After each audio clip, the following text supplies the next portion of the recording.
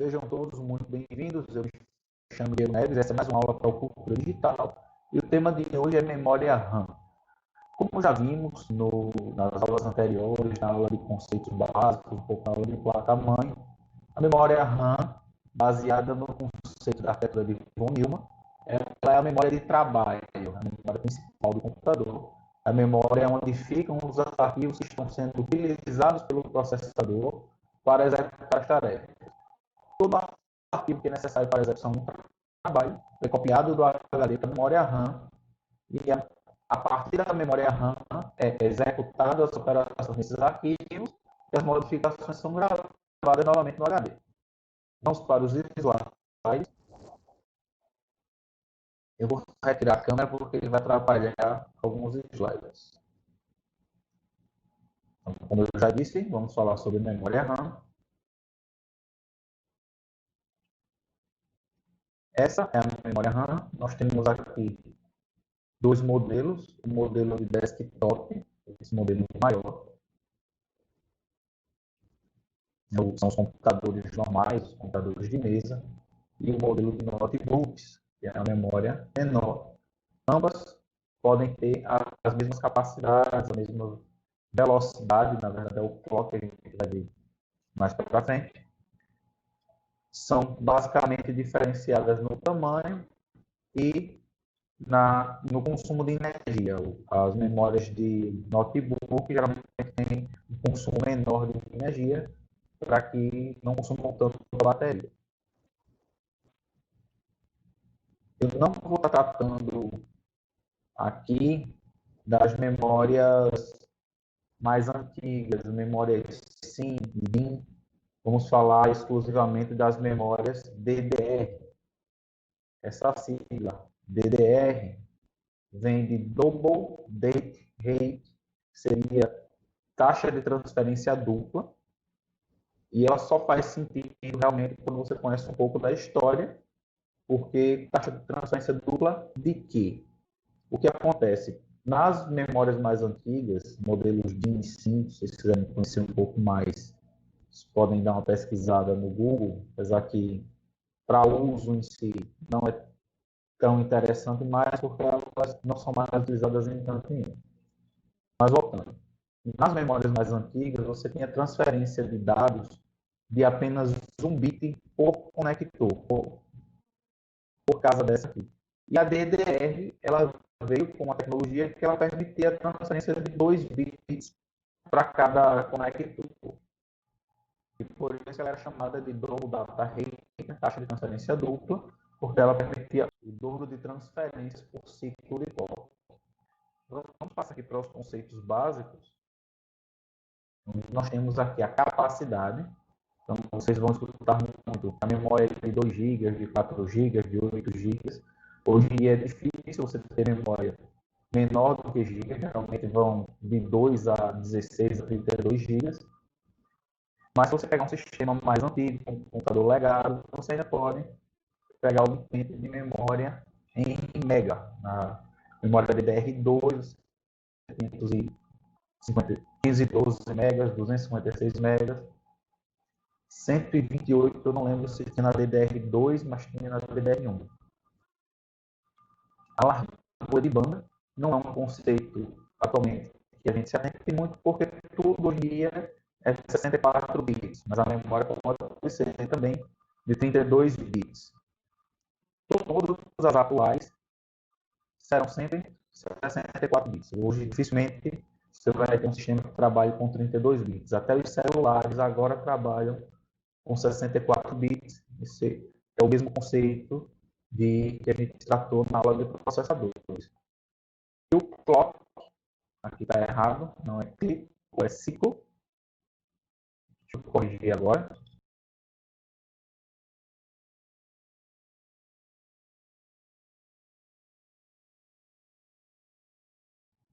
Temos aqui o ciclo de clock, que é o mesmo conceito também do processador, medido em megahertz, que são as operações, quantidade de operações por segundo, quantidade de ciclos por segundo, geralmente tratado como a velocidade da memória.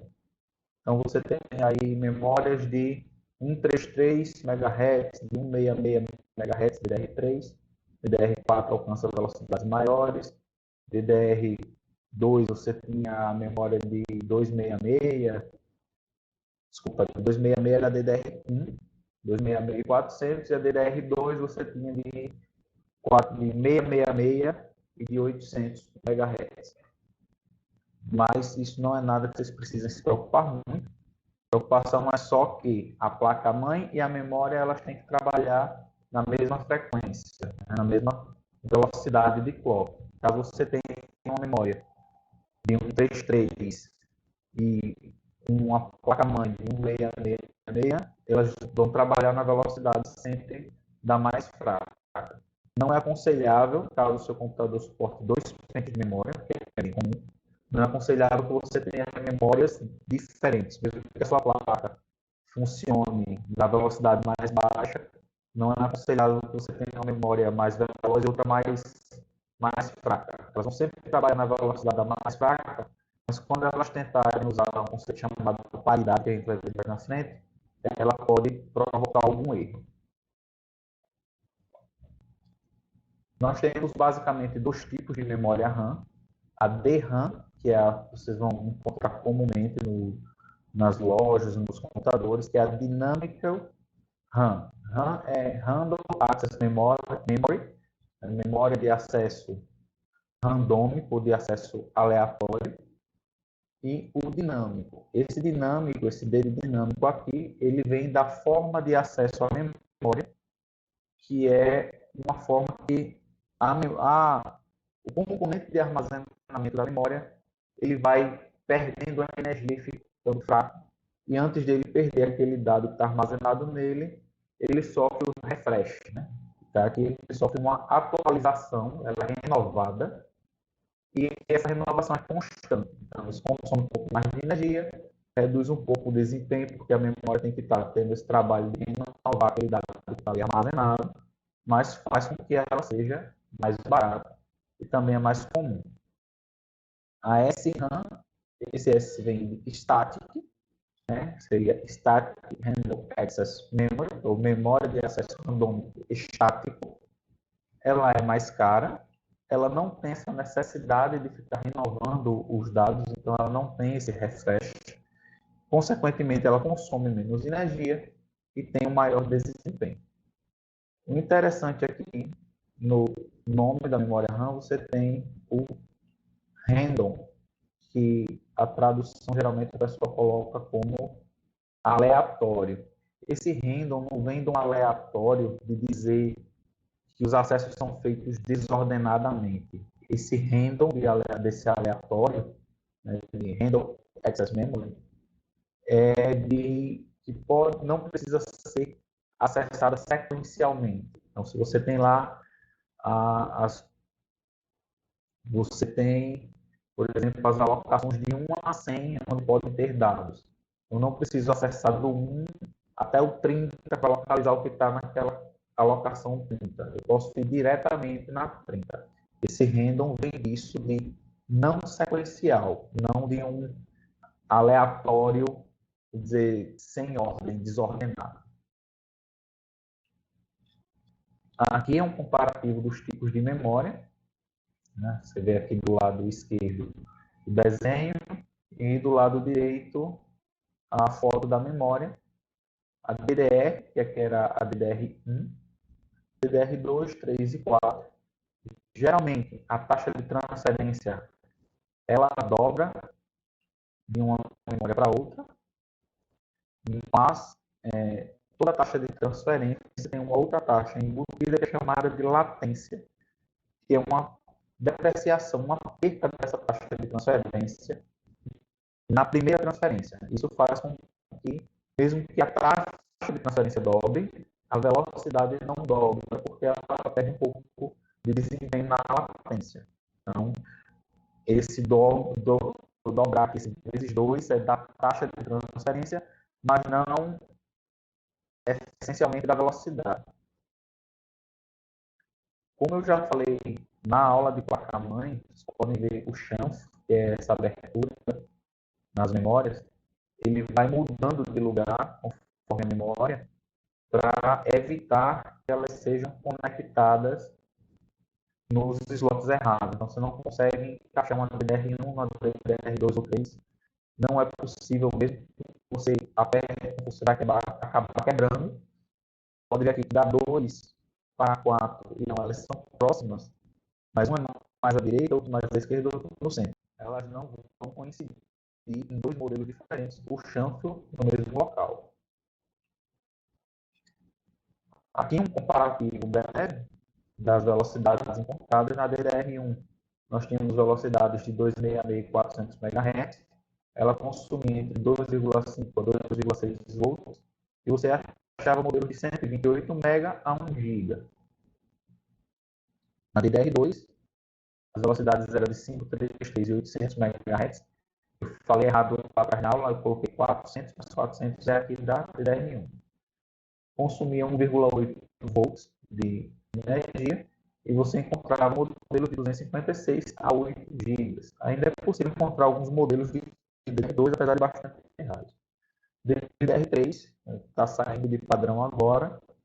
Encontramos velocidades de 1066 a 1600 MHz, consumindo 1,35 a 1,5 volts, e encontramos pentes de 1 GB a 16 GB. E a DDR4, que é o padrão atual, é o mais encontrado nas lojas, também o mais caro, ela é encontrada em velocidades de 2.133 MHz a 3.200 MHz, clock, consome 1,2 volts de energia e se acha pentes de 2 GB a 32 GB. É possível que tenha alguma variação, principalmente nessas capacidades encontradas devido a muitos fornecedores, mas esse é o quadro mais geral que a gente encontra aqui no Brasil. E aqui o conceito que eu falei lá atrás, que eu queria ver de paridade, que é o dual channel. Como o processador ele necessita acessar a memória para efetuar trabalhos, existe, como a gente já estudou, o FSB, que é o clock externo, que é essa velocidade que o processador acessa os outros componentes através do chipset, se tornaria muito lento e muito difícil aumentar a velocidade do processador, aumentar a velocidade do sistema como um todo.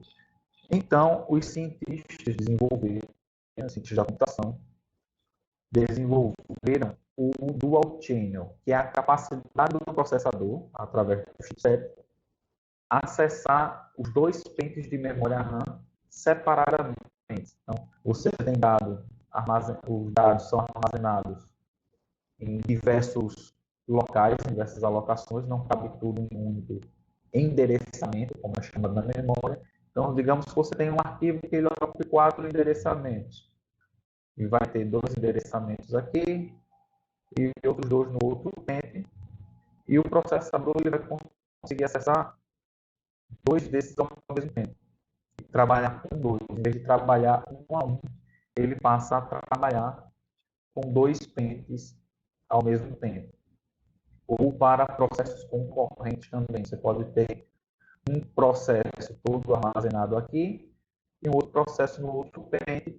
E como o processador, a grande maioria hoje tem mais de um núcleo, você vai ter um núcleo acessando um pente de memória, outro núcleo acessando outro pente, e fazendo com que o sistema como um todo funcione com maior desempenho, porque só nesse fato de usar os dois pentes ao mesmo tempo e não precisar usar a sequência total, ele dobra a velocidade, porque ele usa a velocidade máxima que ele pode com um pente e a velocidade máxima que ele pode com o segundo pente. Isso vai ocasionar o dobro da velocidade. E esse dual channel gera um fato que até técnicos às vezes desconhecem, que é que o mesmo sistema, o mesmo computador, com a mesma quantidade de memória RAM, ele terá mais desempenho usando 2 pentes de memória RAM do que um pente de memória RAM que totaliza a mesma capacidade. Vamos exemplificar. Chegou já um caso aqui para mim. Eu vou colocar a câmera. Chegou um caso aqui para mim no cliente, e havia queimado um pente de 4 GB dele.